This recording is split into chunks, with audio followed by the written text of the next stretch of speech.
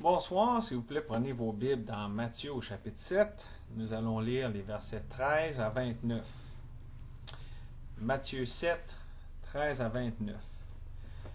La conclusion du sermon sur la montagne, au verset 13, « Entrez par la porte étroite, car large est la porte, spacieux le chemin qui mène à la perdition. Il y en a beaucoup qui entrent par là. Mais étroite est la porte, resserrez le chemin qui mène à la vie, et il y en a peu qui les trouvent. Gardez-vous des faux prophètes. Ils viennent à vous en vêtements de brebis, mais au-dedans, ce sont des loups ravisseurs. Vous les reconnaîtrez à leurs fruits. Cueille-t-on des raisins sur des épines ou des figues sur des chardons? Tout bon arbre porte de bons fruits, mais le mauvais arbre porte de mauvais fruits. Un bon arbre ne peut porter de mauvais fruits, et un mauvais arbre porter de bons fruits. Tout arbre qui ne porte pas de bons fruits est coupé et jeté au feu. C'est donc à leurs fruits que vous les reconnaîtrez. Ceux qui me disent Seigneur, Seigneur n'entreront pas tous dans le royaume des cieux, mais seulement celui qui fait la volonté de mon Père qui est dans les cieux. Plusieurs me diront en ce jour-là, Seigneur, Seigneur, n'avons-nous pas prophétisé par ton nom? N'avons-nous pas chassé des démons par ton nom? Et n'avons-nous pas fait beaucoup de miracles par ton nom? Alors je leur dirai ouvertement, je ne vous ai jamais connu, retirez-vous de moi, vous qui commettez l'iniquité.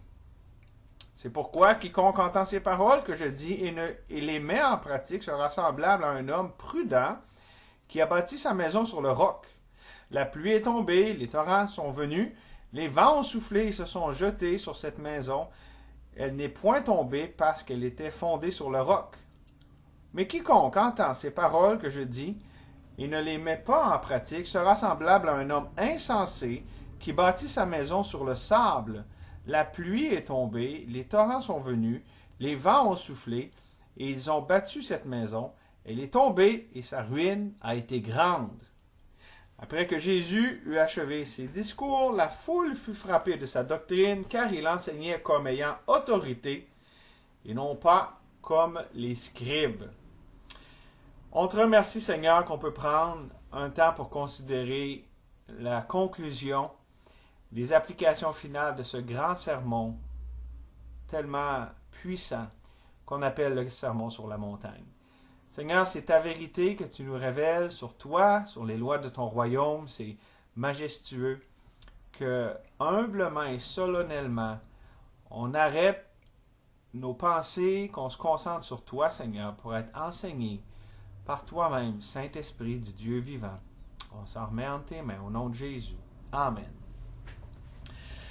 Alors, ce qu'on a lu, ça forme une unité de conclusion. Okay? C'est vraiment Jésus qui amène les choses à la conclusion de son sermon ici, le sermon sur la montagne. Et donc, on a les applications finales de Jésus ici. Comme un bon prédicateur, il amène les choses à leur conclusion. Et il fait vraiment un appel à la repentance, un appel à la foi, à croire ce qu'il a dit. Et c'est mis ça en évidence par le fait que Jésus donne une série de contrastes afin de pousser les auditeurs à prendre position par rapport à ce qu'il a dit, qu'ils ne soient pas juste des auditeurs oublieux, mais qu'ils mettent en pratique la parole. Puis, c'est toujours comme ça lorsque la parole de Dieu est prêchée. C'est-à-dire qu'elle nous appelle à répondre par la foi. La parole, c'est la parole du grand roi, et le roi donne des ordres.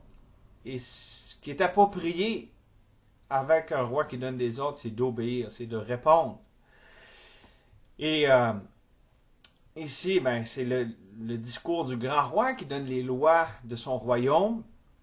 Et c'est pour ça que Jésus donc fait l'appel à la réponse de la foi. C'est le titre de notre message ce soir, l'appel à la réponse de la foi. Jésus place ses auditeurs et nous aussi, ses lecteurs, face au choix de l'éternité. En présentant des séries de deux, il s'en va vraiment en montrant des choses deux par deux qui met en contraste pour faire ressortir, pour mettre en évidence cet appel à répondre par la foi. Je vous explique. Dans les versets 13 à 14 qu'on a lus, il y a deux portes, deux chemins. deux genres de personnes, deux destinations opposées, qui sont tous reliés, un vers l'éternité au ciel, l'autre l'éternité en enfer. Versets 15 à 20, même pattern, deux éternités opposées là aussi. Des faux prophètes qui égarent, qui vont contre la foi. Et c'est illustré avec deux sortes d'arbres qui portent deux sortes de fruits différents. Et évidemment, ça l'amène aussi à deux destinées différentes. Deux destinées éternelles différentes. Versets 20 à 21. Encore là, il y a deux groupes de personnes opposées lors du jugement. C'est-à-dire, pas ceux qui font et ceux qui font pas des œuvres ou des choses, parce que le Seigneur, n'avons-nous pas fait ci, mais n'avons-nous pas fait ça? Non, ils sont en contraste par rapport à la volonté de Dieu. Des gens qui font la volonté de Dieu, c'est-à-dire qui répondent à l'appel de Dieu par la foi. Pas qui font les choses à leur façon en donnant une saveur des choses de Dieu, mais qui font la volonté de Dieu. C'est un sobre rappel d'examiner notre foi. Et dans les versets 24 jusqu'à la fin, en fait, on pourrait dire 27, puis ensuite, c'est vraiment un petit commentaire après, les deux derniers versets. Mais versets 24 à 27, c'est deux sortes de bâtisseurs qui construisent sur deux sortes de fondements. Bien opposés aussi, avec des fins bien opposées, des capacités d'endurance bien opposées. Okay? Donc, c'est une étude en contraste qu'on fait ce soir, que Jésus nous amène. Et c'est vraiment un vibrant appel à la foi. C'est-à-dire, c'est soit qu'on répond par la foi, puis on s'en va dans une direction, une porte, un chemin, on bâtit d'une façon, OK, ou qu'on répond pas par la foi, puis on s'en va dans le chemin inverse. Et je veux aussi vous faire remarquer que la conclusion ici du Sermon sur la montagne est en harmonie avec les trois éléments de Jean 14,6. Jean 14,6, Jésus dit « Je suis le chemin, la vérité et la vie. Nul ne vient au Père que par moi. » Et ces trois éléments-là sont présentés dans notre texte, dans les versets 13 et 14, où est-ce qu'on parle de chemin. Jésus, c'est lui le chemin étroit. Dans les versets 15 à 20, Jésus rappelle qu'il est la vérité qui nous permet de déceler, de discerner les faux prophètes, les mauvais fruits. C'est lui la vérité, c'est lui le produit authentique qui nous permet de voir la fausseté, la tromperie. Versets 21 à 28, Jésus-Christ, c'est lui la vie qui distingue le serviteur mort, qui fait, mais qui n'a pas la vie de Christ, qui fait seulement des œuvres mortes, qui a un style de vie, mais sans la vie de Christ. Il écoute les paroles, mais il ne les met pas en pratique. Donc, c'est clair que Jésus-Christ en appelle à la responsabilité humaine dans notre texte. C'est ce qu'on fait à la fin d'un message. Souvent, on présente des choses sur Dieu, ici sur le royaume de Dieu, comment ça marche, mais il en appelle maintenant à la réponse humaine, la responsabilité humaine. C'est drôle qu'on parle de ça, alors que le thème du mois, c'est la souveraineté de Dieu. Mais savez-vous, ça ne se contredit pas. Ça va l'un avec l'autre, sans se contredire, mais sans nécessairement qu'on puisse tout comprendre. L'un n'annule pas l'autre. Et donc, ce qu'on va voir maintenant avec notre texte, c'est ce qu'on va voir avec 4 responsabilités du disciple quant à la réponse de la foi. 4 responsabilités du disciple quant à la réponse de la foi. Dans les versets 13 à 14 qu'on a lus, on parle de porte, on parle de chemin. C'est la responsabilité d'avoir un bon commencement. La responsabilité d'avoir un bon commencement. C'est clair ici que Jésus-Christ parle de la façon d'entrer dans le royaume. On a une porte, c'est par là qu'on rentre. Et on parle d'un chemin resserré qui va tout de suite avec cette porte-là. Okay? Les deux vont ensemble. La sorte de porte avec la sorte de chemin. Il ne faut pas manquer justement cette interconnectivité-là entre la porte et le chemin. C'est-à-dire que la porte étroite mène sur le chemin resserré forcément et obligatoirement. Même chose avec la porte large qui porte au chemin spacieux. Et l'implication ici est importante. Vous savez, la chrétienté moderne, avec son évangile moderne, tombe dans l'un de deux pièges par rapport à ça. soit qu'elle présente un évangile avec une porte étroite, ok? L'orthodoxie, hein? Jésus est le chemin, la vérité et la vie, ok, pas de problème, la porte est étroite. Mais le chemin est spacieux, le laxisme.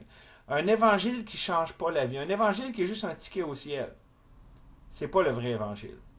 Ou encore, l'autre extrême, présenter une porte large, la croyance facile, pas de conviction du Saint-Esprit. Ah, mais un chemin resserré, celui du légalisme, de la sanctification par les œuvres, c'est pas plus l'évangile biblique. Non, l'évangile biblique, c'est les deux. La porte étroite et le chemin resserré. Okay? On ne peut rien changer, on ne peut rien compromettre ici. Il faut que la porte étroite et le chemin resserré soient ensemble.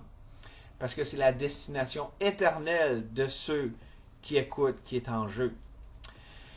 Et on n'a pas le droit de jouer avec ça, tout simplement. On n'a pas le droit de jouer avec les paramètres de l'Évangile. Donc, la responsabilité d'avoir un bon commencement, c'est non seulement pour l'appel à recevoir l'Évangile, mais aussi, il y a un chemin. Donc, il y a une porte, mais aussi, il y a un chemin. C'est aussi celui de proclamer et de lancer l'appel, d'avoir une vie qui lance cet appel de cette porte étroite et ce chemin resserré. Donc, que ce soit pour le salut ou la sanctification, dans les deux cas, on est obligé de se plier au fait que c'est ce que Dieu, c'est comme ça qu'il a établi les choses. Notre foi, c'est de prendre la parole telle qu'elle est. Faire confiance à Dieu. Même si la porte est étroite, il y en a peu qui le trouvent, Dieu va s'occuper de ça. Même si le chemin est resserré et que c'est pas tout le monde qui aime ça marcher là-dessus, il y a mieux. Non, il faut faire confiance à Dieu. OK? Sans quoi, d'une façon ou d'une autre, on va tomber dans le piège de notre deuxième façon, de deuxième responsabilité pour un disciple. C'est-à-dire, on va manquer notre responsabilité d'avoir un bon progrès. Non seulement un bon départ, mais un bon progrès, une bonne continuité. On a ça dans la deuxième image, celle des faux prophètes, déguisés en vêtements de brebis, ensuite illustré avec un arbre, mauvais arbre qui porte de mauvais fruits, bon arbre qui porte de bons fruits. Ici, il faut expliquer certaines choses. Comme dans les versets précédents qu'on vient de voir, les versets 13 à 14, dans les versets 15 à 20 ici, il y a une situation qui est en jeu. D'abord, les faux prophètes, par définition, ont une connaissance des choses spirituelles. Ils ont une connaissance des choses de Dieu. Donc, il y a eu un certain commencement. OK? Ils prétendent être des brebis. Donc, ils savent ça ressemble à quoi une brebis. Ils savent des choses sur cette vie-là. OK? Donc, ils ont pu avoir un certain commencement. Je ne dis pas nécessairement qu'ils étaient bons, mais il y a un certain commencement, une certaine initiation aux choses spirituelles. Mais de toute évidence, ils n'honorent pas ces choses-là. Ils ne font pas les progrès qu'ils devraient faire. Donc, ils n'ont pas non plus une bonne fin. Ils ne portent pas des bons fruits. OK? Ça, c'est une première chose.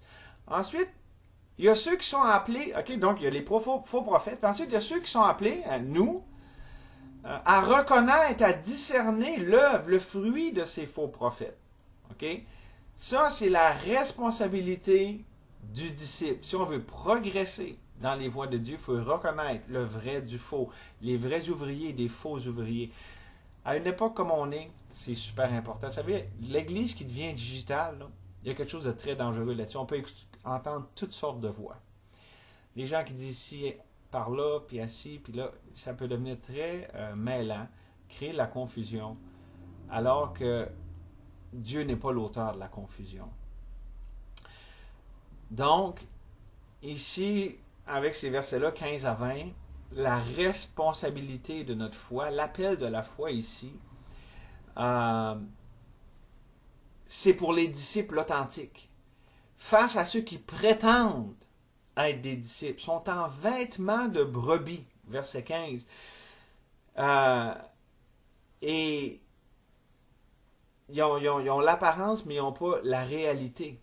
Et le signe révélateur que Jésus-Christ donne pour passer le test, c'est le fruit, le résultat. Qu'est-ce que cette personne-là produit? OK? Juste pour une explication ici, quand ça dit en vêtements de brebis, j'ai déjà vu des images où on voit un loup avec au-dessus un vêtement de brebis comme s'il était déguisé en brebis. En fait, c'est plutôt qu'il est déguisé en berger. Parce que les bergers à l'époque s'habillaient en vêtements de brebis, c'est-à-dire il y avait des habits de laine, des habits du produit de leur brebis.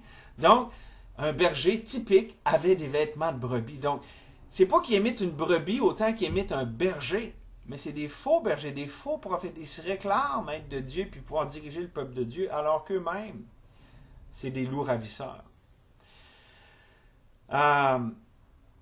Donc, il y a la tenue habituelle et normale d'un berger de l'époque. C'est important à comprendre. Parce que tout semble normal à l'extérieur, mais il y a tout qu'un problème à l'intérieur. Ils sont ennemis, sont un danger pour les brebis. Mais puisque la tromperie n'est pas aussi visible à l'œil nu, au premier regard, il faut s'arrêter, observer ou discerner ce qui est plus loin. Le résultat, le fruit. Avec un arbre, on ne voit pas tout de suite le fruit, il faut attendre, il faut que le fruit pousse. Donc, il y a une implication de temps ici, voir. Hein? C'est pour ça que ça dit qu'il ne faut pas ajouter foi à tout esprit, mais il faut voir s'ils sont de Dieu. Puis ça dit, même par rapport aux ouvriers du Seigneur, qu'il ne devrait pas tout de suite il ne faudrait pas imposer les mains avec précipitation, mais plutôt que la personne puisse faire ses preuves. Parce que le fruit va démontrer, là, le fruit extérieur démontre si la vie est là à l'intérieur. S'il n'y a pas la vie de Christ, ce qui va sortir, c'est du mauvais fruit, c'est ce qui n'est pas de Christ. Mais si la vie de Christ est là, ça va porter le bon fruit de sa vie. Et comprenez, une fausse doctrine, des fausses croyances, peuvent pas donner la victoire spirituelle réelle sur la chair, le monde, le diable. Puis c'est là qu'ils vont se démentir. Ils ont beau tout bien dire, s'ils n'ont pas la vraie foi, s'ils n'ont pas la vie de Christ, ça va finir par se montrer. Parce que il n'y a pas de substitut à la vie de Christ. Et c'est avec beaucoup de déception, puis là je ne parle pas comme en anglais, déception ça veut dire tromperie, mais j'ai été souvent déçu. Et même des fois, presque horrifié, je ne sais pas si c'est un trop gros mot, mais d'observer à travers les années de ma vie chrétienne, mes 20 quelques plus d'années de vie chrétienne, d'observer des gens qui se disaient de Christ et même des fois des ouvriers du Seigneur dans le ministère, différents endroits du ministère, avoir tout l'extérieur, l'apparence, les paroles, l'orthodoxie, pour nous convaincre qu'ils étaient vraiment des nôtres. Mais, souvent c'était à la surprise de beaucoup. La suite des choses a prouvé que c'était le contraire.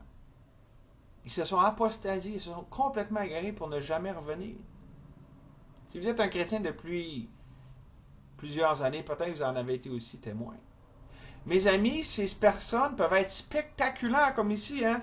N'avons-nous pas chassé des démons? N'avons-nous pas fait... excusez, ça va venir plus tard, je devance le texte. Là. Mais ces personnes peuvent faire des choses qui ont l'air vraiment wow de l'extérieur. Mais le fruit de leurs œuvres, le ministère, à long terme, c'est la chair, c'est pas l'esprit. Mais aussi, une application aussi, cette vérité, c'est tout aussi bon pour les ouvriers bien-aimés du Seigneur. Ok, là, c'est le côté négatif par rapport à des faux prophètes, mais je veux faire une application positive. Avec des ouvriers bien-aimés du Seigneur, qui, parfois, n'ont pas l'extérieur pour impressionner. Il faut des gens qui vont dire, ouf, Dieu va se servir de quelqu'un comme ça. Qui n'ont pas non plus le plus grand nombre de personnes dans leur ministère, ils n'ont pas un si grand cercle d'influence. Leur vie, leur ministère ne sont pas pour impressionner les foules, mais le fruit spirituel est de façon évidente de Dieu. Les gens qui portent du bon fruit, c'est de façon évidente. J'en connais aussi des gens comme ça. Ça réjouit mon cœur. Et ma réjouissance n'est pas dans le fait que il y a 500 fruits, 1000 fruits, puis le fruit, c'est pas juste des convertis, là, c'est le fruit de la vie de Christ. Ça n'a pas besoin d'être la quantité, c'est la qualité. On dit, waouh, ça c'est de Dieu. Dieu est à l'œuvre. Dieu est au milieu de ces gens-là. Comprenez-vous? C'est tellement important. J'en connais des gens comme ça réjouit mon cœur. Ça nous amène tout naturellement à la troisième responsabilité du disciple. quant à la réponse de la foi que Jésus demande ici. Et c'est dans les versets 21 et 23, avec les fameux ouvriers qui ont dit, « Seigneur, Seigneur, n'avons-nous pas fait? N'avons-nous pas fait? » Et la réponse de Dieu, je dirais ouvertement, « je ne vous ai jamais connu, retirez-vous de moi, vous qui commettez l'iniquité. » Ici, c'est la responsabilité d'une bonne réalité. La réalité de la foi, pas l'apparence, mais la réalité. Tout ce qu'on voit, c'est un peu interconnecté ce soir, mais là, ça l'amène un peu plus loin des éléments qu'on a déjà commencé à voir. Parce que, bon, tout comme les faux prophètes qu'on vient juste de voir dans les versets 15 à 20, le test ici, c'est pas l'orthodoxie du langage, de l'apparence, de la méthode. Puis orthodoxie, ça veut dire que c'est droit, c'est selon ce que ça devrait être. C'est pas ça le test. Mais c'est le fruit de leur vie. Est-ce qu'au bout du compte, on voit leur vie ou on voit celle de Christ? Le fruit. Jésus a dit, je suis le chemin, versets 13 à 14, la vérité, par rapport aux faux prophètes, qu'on vient juste de voir. Puis ici, on parle de la vie. Même si on fait tout ce qu'on devrait faire, si on n'a pas la vie de Christ, c'est rien. Si on ne connaît pas Christ, on n'a pas sa vie. Et regardez le verset 22. Plusieurs me diront ce jour-là, Seigneur, Seigneur, n'avons-nous pas prophétisé par ton nom? N'avons-nous pas chassé des démons par ton nom? Et n'avons-nous pas fait beaucoup de miracles par ton nom? La doctrine, la prédication, les œuvres peuvent être impeccables, peuvent être impressionnables, mais la personne peut être fausse. Et ainsi, ceux qui professent Christ et qui ne vivent pas Christ, parce qu'ils ne possèdent pas Christ. C'est ça ici l'idée. Ce n'est pas une question de profession. C'est une question de possession.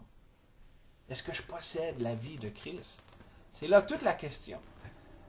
On peut mettre notre confiance dans les apparences, dans l'extérieur. Mais ici, Jésus dit non, c'est la réalité intérieure de ma vie dans votre cœur qui fait la différence.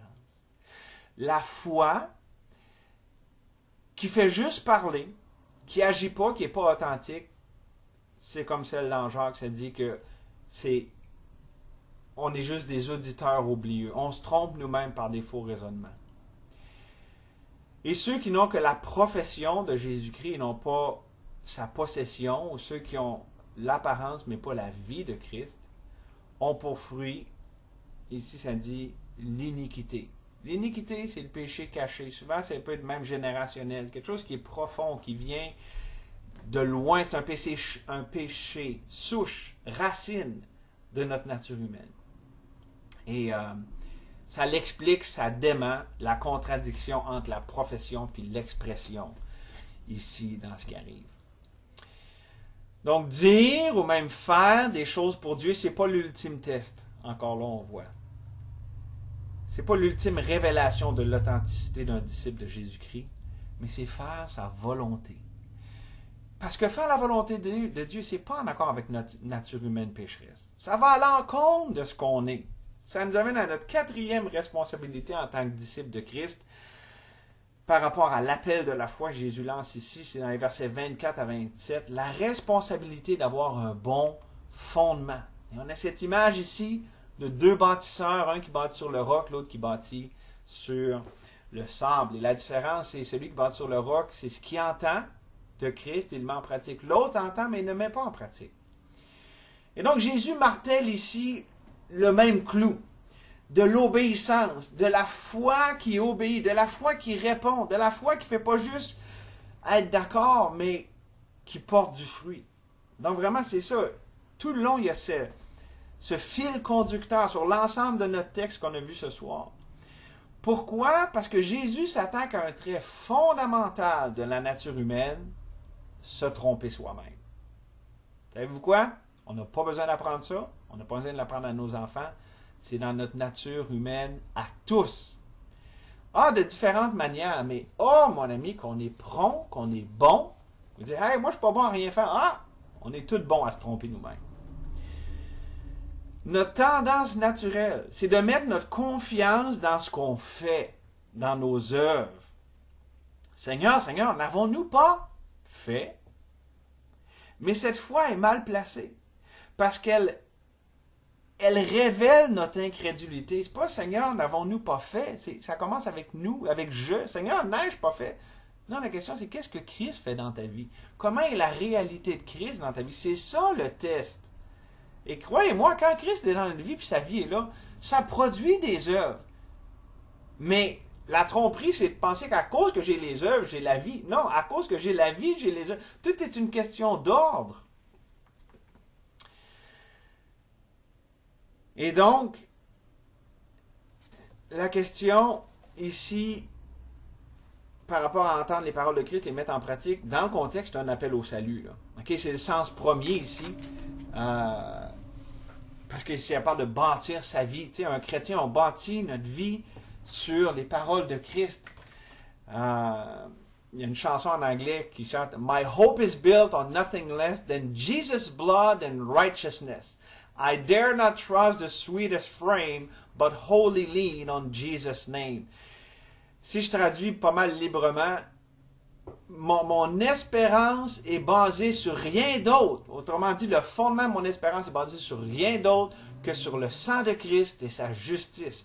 Je n'ose mettre ma confiance en rien d'autre que dans le nom de Jésus. Ça, c'est les paroles d'un chrétien. C'est les paroles de quelqu'un qui bâtit sa vie sur le roc. Et évidemment, c'est un appel au salut, mais il y a une application pour les chrétiens ici. Par rapport à notre tendance fondamentale, qui en passant n'a pas disparu comme par magie au moment où est-ce qu'on était sauvé. Si vous êtes ici et vous êtes sauvé, vous avez cette même tendance à vous tromper vous-même. Moi, j'ai vérifié, puis je l'ai encore. En tout cas, s'il y a quelqu'un qui ne l'a pas, vous viendrez me voir, je vais être pas mal surpris. En fait, non, ça se peut pas, je fais des blagues. Sinon, on n'aurait pas besoin. Sinon, on pourrait enlever Jacques, chapitre 1, versets 22 à 25, on pourrait l'enlever de la Bible. Parce que on a tous cette tendance-là de se tromper nous-mêmes par des faux raisonnements. De ne pas mettre la parole en pratique. Ah, ça c'est bon pour ma femme, c'est bon pour mes enfants, c'est bon pour tel frère, telle sœur à l'église. Mais moi, je n'ai pas vraiment besoin. On est bon là-dedans. Mais c'est aussi le texte qu'on a ici avec le fondement de notre vie. C'est un sobre rappel qu'on doit ajouter foi à ce qu'on entend. C'est-à-dire, si j'entends des paroles, des bons sermons, puis waouh, merci pasteur, ça m'a parlé, mais si ça ne change rien dans ma vie, je me trompe moi-même. Je suis comme dans Ézéchiel, ceux qui disaient à Ézéchiel, ah, vas-y, prêche, c'est comme de la douce musique à nos oreilles. Ou comme un vieux classique du Québec, le dire, chante-la ta chanson. Mais c'est juste une chanson, ça ne change rien dans notre vie. Ce qu'on entend doit résulter dans le fait qu'on place notre confiance là-dedans. On doit se mouiller le pied. On doit mettre notre pied sur le bord du fleuve pour que Dieu puisse l'ouvrir. Sinon, on est en train de se tromper nous-mêmes et on n'est pas prêt aux intempéries de la vie. Oh! Mes amis, ça arrive dans la vie. Des pertes d'emploi, d'un être cher, d'argent, de la santé. Toutes sortes de choses dans ce sens-là. Ces choses-là révèlent où est ma confiance, où j'ai posé mon fondement. Si ces choses-là m'effondrent parce que je l'ai placé sur le sable mouvant, sur le fondement incertain de la confiance en moi-même et non dans celle de la parole de Dieu. Et notre texte termine ce soir avec, c'est plus le sermon, c'est plutôt la réaction au sermon. C'est-à-dire, après que Jésus a achevé ses discours, la foule était frappée de sa doctrine car il enseignait comme ayant autorité, non pas comme leurs scribes.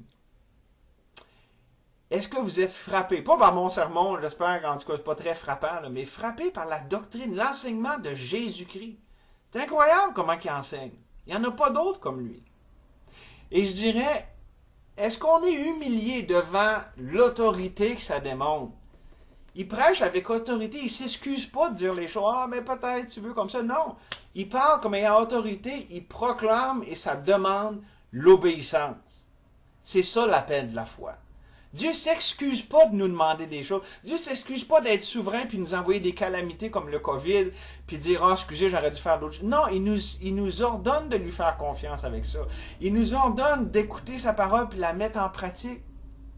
parce qu'il est roi, parce que c'est lui qui décide comment ça marche. Ça doit être la réaction à une telle prédication, être frappé de sa doctrine, puis de voir, wow, c'est quelqu'un qui parle avec autorité, il ne me laisse pas le choix. Il ordonne des choses. Oui, Dieu ordonne des choses. Dans la chrétienté moderne, on dirait qu'on veut des fois essayer d'adoucir la vérité, mais alors tout ce qu'on fait, c'est d'émousser le tranchant de l'évangile, de la vérité. Non, non, la vérité choque.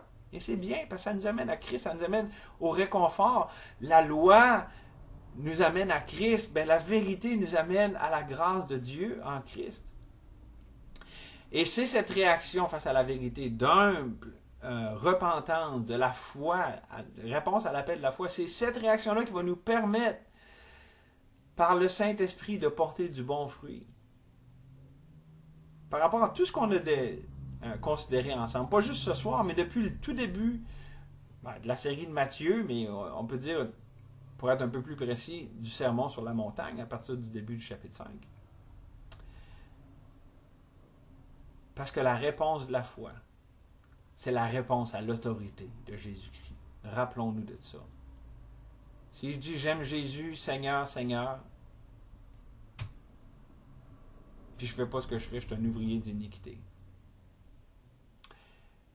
Donc, qu'est-ce que le Saint-Esprit te montre maintenant avec ces choses-là? Ou le Saint-Esprit te montre de te soumettre à l'autorité de l'enseignement de Jésus-Christ ici. Et attention, attention, on vient d'en parler, on a cette tendance à se tromper nous-mêmes. Donc, on fasse attention. Ben ouais, moi je suis correct. Non, il devrait y avoir quelque chose de pas correct. Ça se peut pas qu'il y ait... Donc, on peut simplement demander à Dieu, sonde-moi, ô Dieu. Connais tout mon cœur. Montre-moi si je suis sur la bonne voie. Et Dieu va le faire. Parce qu'il nous aime. Mais il faut y faire confiance. Il faut y demander. Il ne faut pas avoir peur. Seigneur, merci pour ce temps. Parce que on peut te voir face à face dans ta parole. Ah, et spécialement là. Un sermon que tu as prêché. Et Seigneur, tu ne l'enseignes pas timidement. Et en t'excusant. Oh non, tu es ce grand roi qui établit un royaume et tu parles avec l'autorité du roi des rois, le Seigneur des seigneurs. Alors, certainement que ça va avec le thème du mois sur la souveraineté de Dieu. Tu es souverain. C'est toi qui dictes les lois de ton royaume puis comment ça marche. La seule bonne chose à faire pour nous face à cette autorité, c'est de se soumettre. C'est de répondre par la foi. Se confier en toi, s'humilier. Alors on te prie, Seigneur. Ouvre-nous les yeux là où on se trompe. Ouvre-nous les yeux là où tu veux qu'on te fasse confiance, au lieu de se confier en nous-mêmes comme on le fait si facilement. Quand on se confie en nous-mêmes, c'est parce qu'on se trompe soi-même. Alors, Seigneur, fais ton œuvre pour ta gloire dans notre Église, au nom de Jésus. Amen.